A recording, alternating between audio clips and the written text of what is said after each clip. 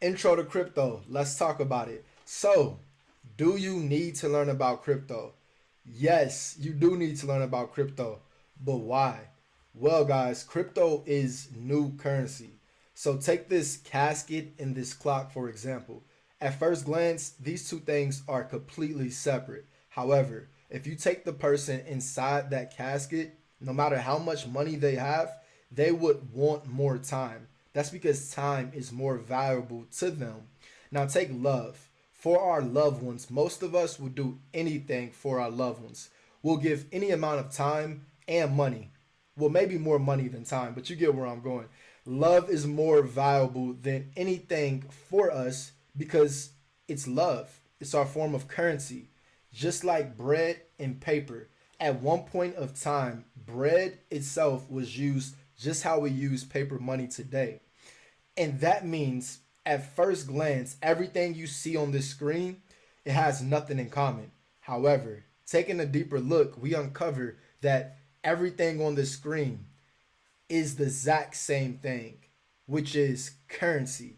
And that's only because us as humans, we determined the value that we gave everything you see on the screen, which is why us knowing what currency was and us knowing that currency is placed by us, we can properly come to the conclusion that cryptocurrency is no different than everything that you see on the screen. In fact, since we knew currency, we will understand that cryptocurrency itself is not new currency. But why else? Guys, crypto has experienced unprecedented growth. So take the best performing asset in crypto, which we all understand to be Bitcoin. Well, it's not only the best performing asset in crypto, it also just this last decade was the best performing asset of the entire decade. According to an article written last year by Yahoo, it returned 10 times more than the NASDAQ 100. Guys, that's a lot. So, ROI for Bitcoin specifically, if you compare the return on investment from the S&P 500 gold and long-term US treasuries, Bitcoin performed better than every last one of those assets.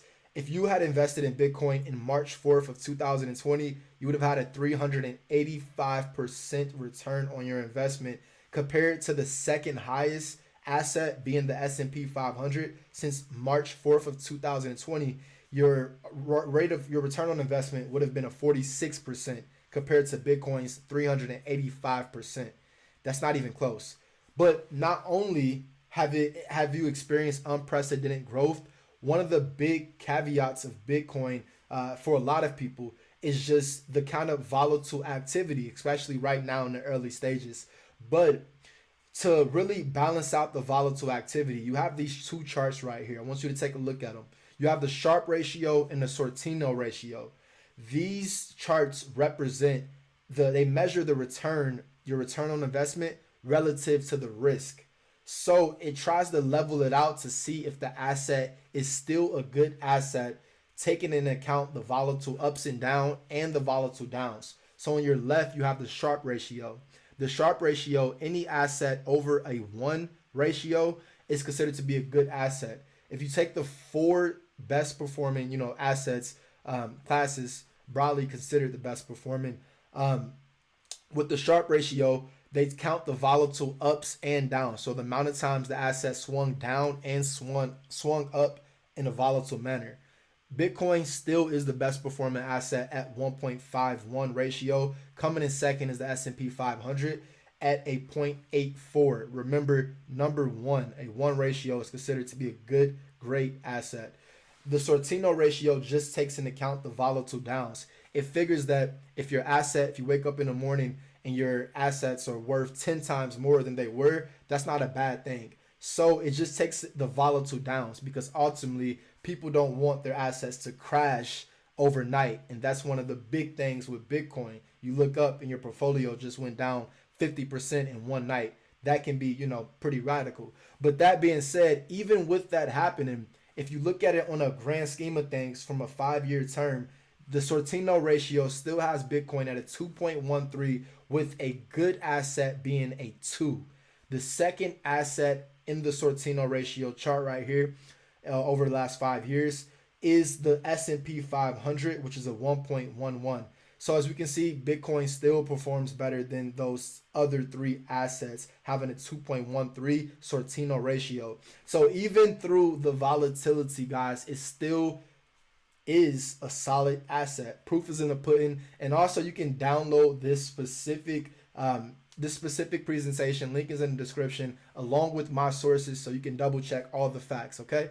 All right, guys, but what is cryptocurrency specifically? So cryptocurrency is any form of currency that exists digitally or virtually and uses cryptography to secure transactions. But what is cryptography? That is the mathematical and computational practice of encoding and decoding data.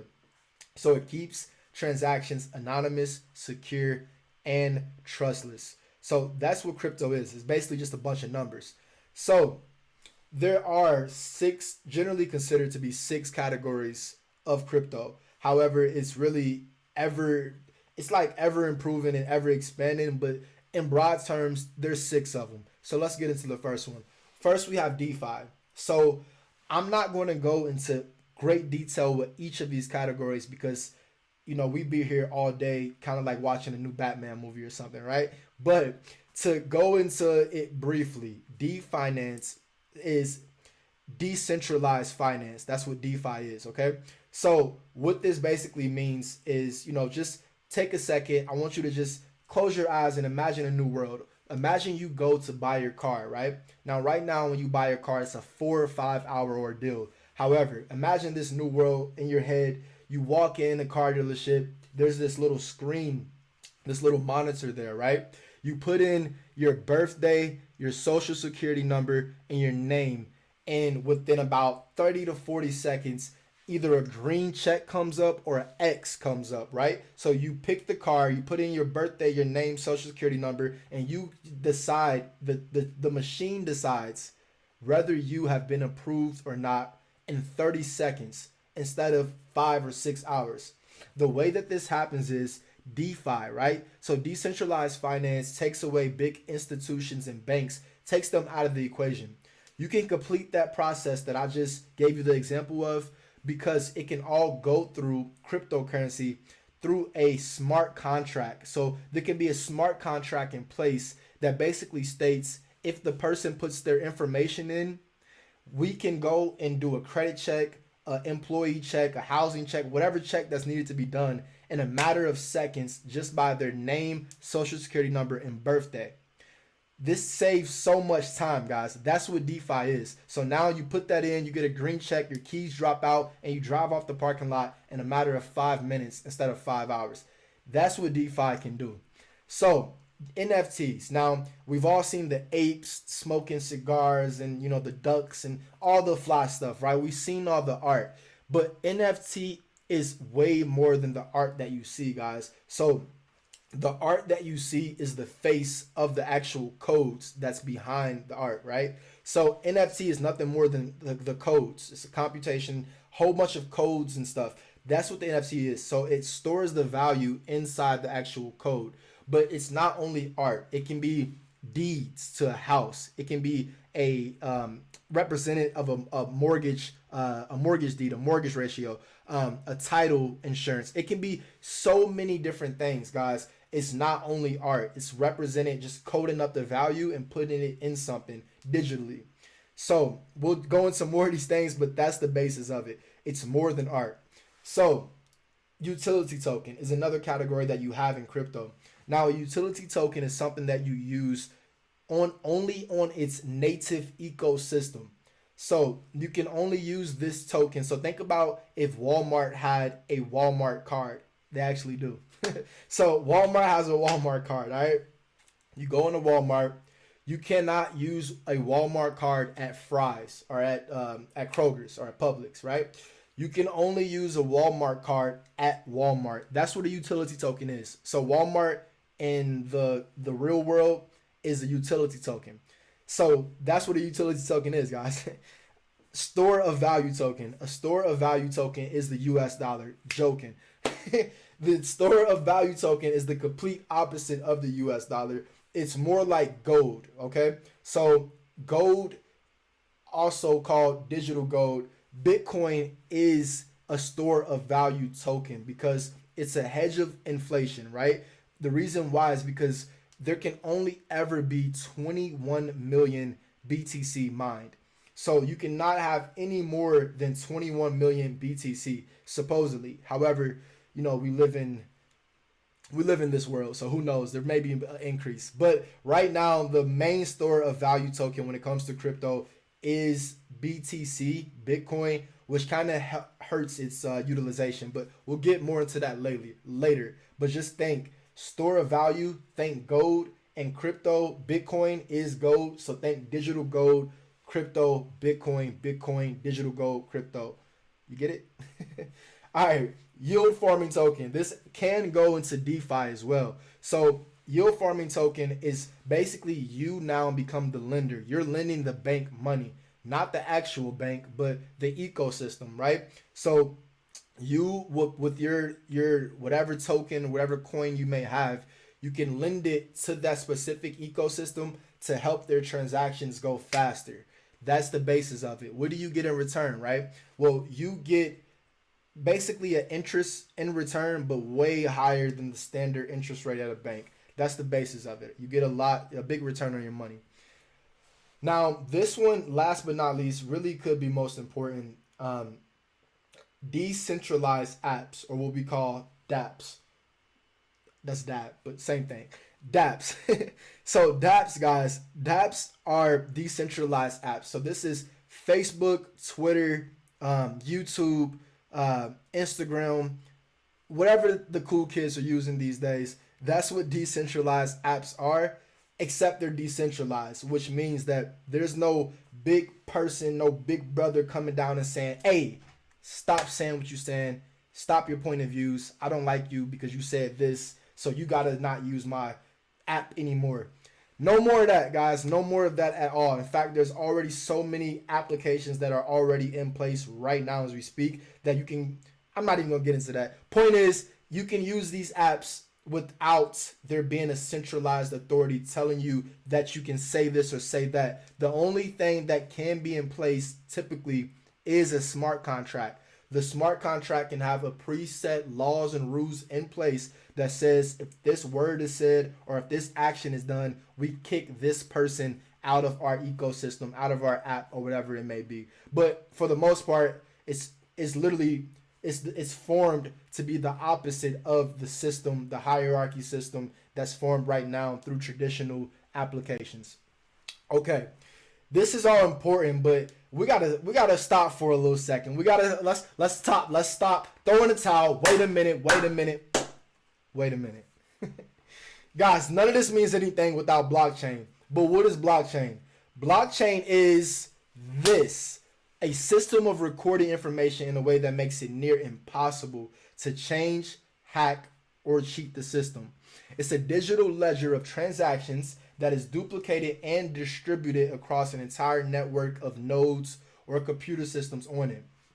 Nodes are computers in the crypto world. It's like learning a new language, guys. I'm telling you. But stick with me. I got you. I'm telling you. I got you. Okay, so this is basically what blockchain is. But this is like the dictionary definition. In simple terms, guys, when you think blockchain, I want you to think this. Blockchain versus cryptocurrency. Now, everything that I just told you, right, as far as when it comes to cryptocurrency, the 6 categories, all of that is cool, but that is more like a square, right? So the cryptocurrency, when it comes to blockchain, it's a square. Blockchain is a rectangle, right? This means that every square is a rectangle, but not every rectangle is a square.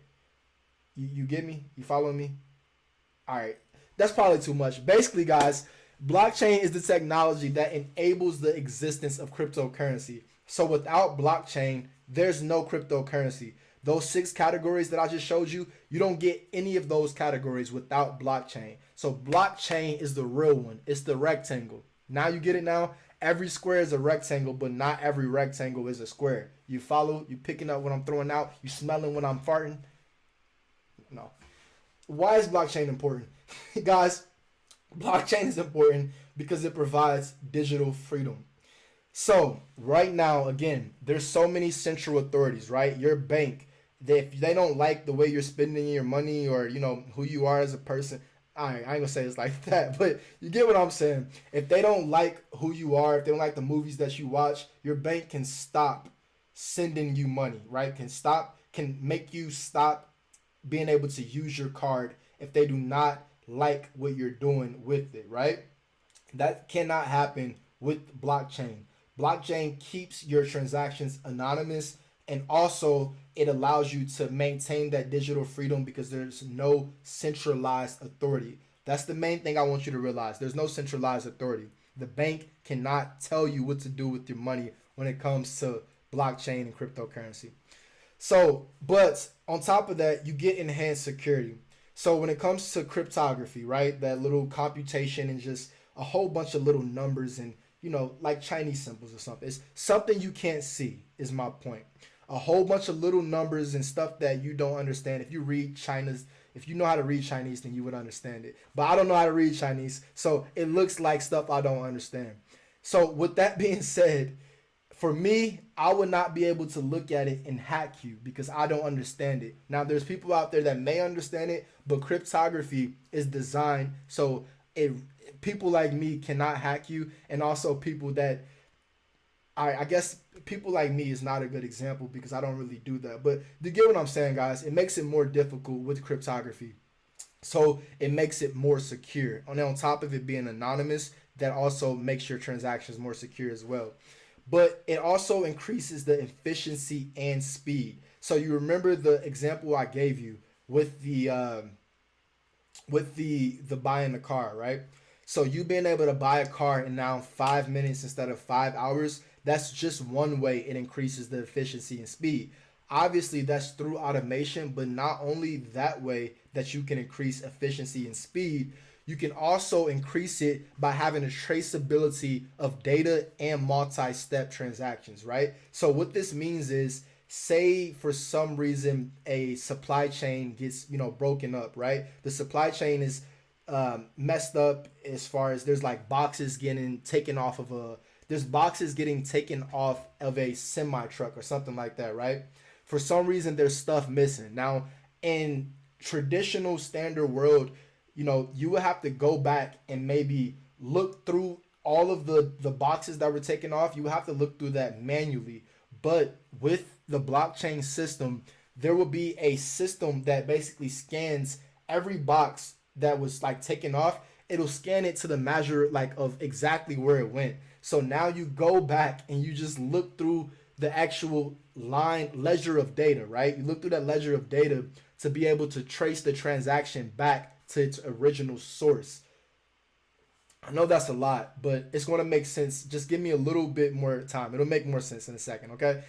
But the main thing here is it's the host of anonymous transactions. So blockchain is the host of the anonymous transaction. So everything, when it comes to cryptocurrency and when it comes to enhanced security and efficiency and speed, all of that happens all because of blockchain.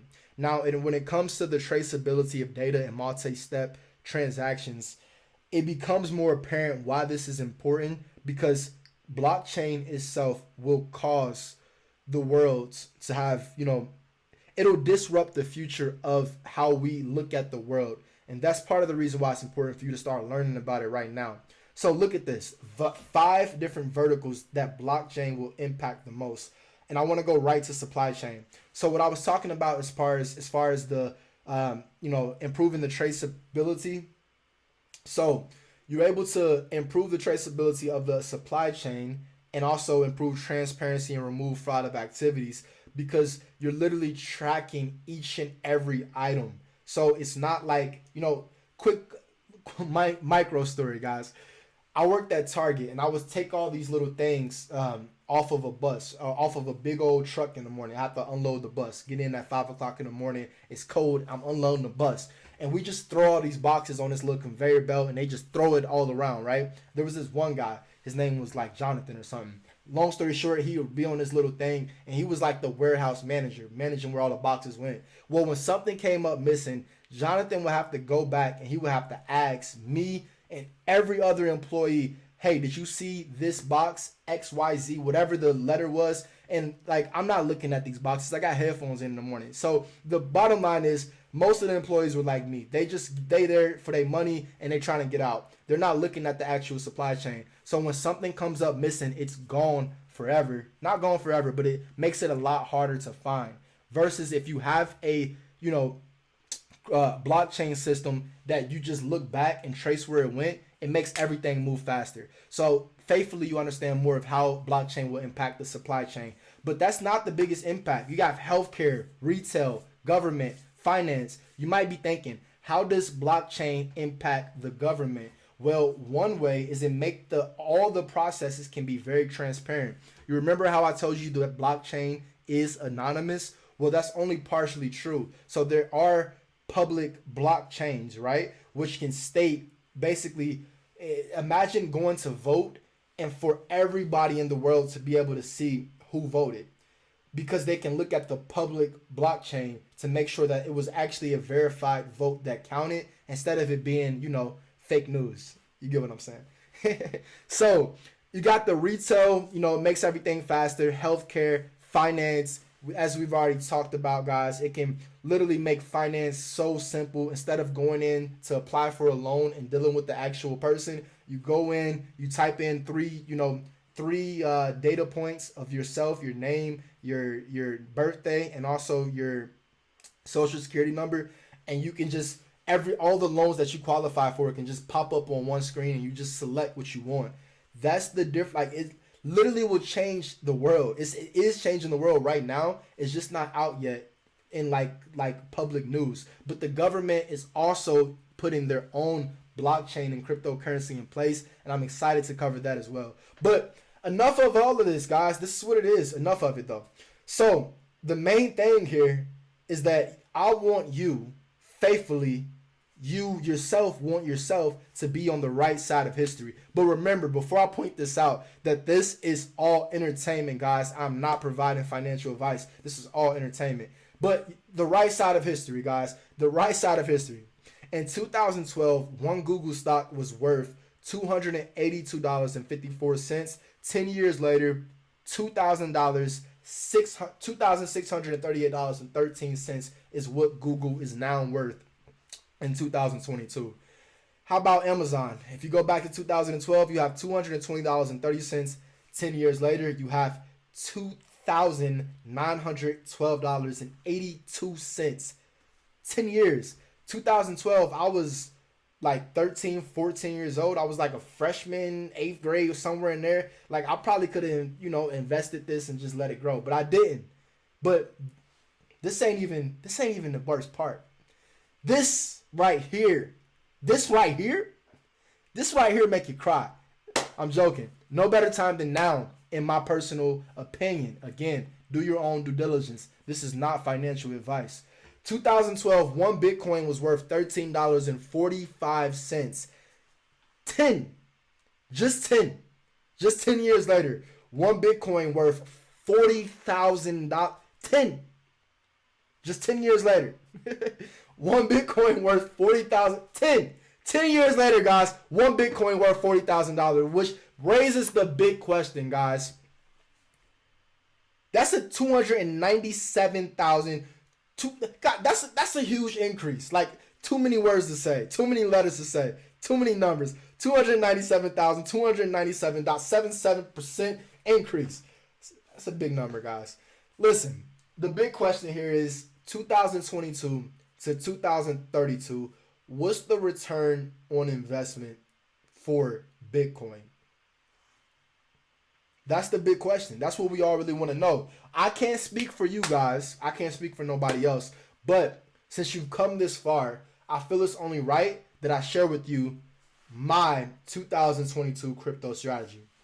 Guys, first thing first, when it comes to cryptocurrency, the Sortino ratio and the Sharpe ratio, it counts the volatile ups and downs, and it still says that crypto arguably is still, when it comes to the risk and the return, it's still worth it, right? It's really good performing. However, for myself, I decided to start investing discretionary income in crypto, meaning that it's income that I will not miss, right? I won't miss it. So I just rather invest that money and let it grow because, crypto still got some growing to do within itself, but I am a believer, which is why I'm here with you, which is why my next strategy in 2022 is to teach about crypto. Guys, I am teaching about crypto because, for one, I don't stop growing. This is, life is a teacher within itself, and I love learning. So I also realize that there is a new world order. There's a big opportunity that's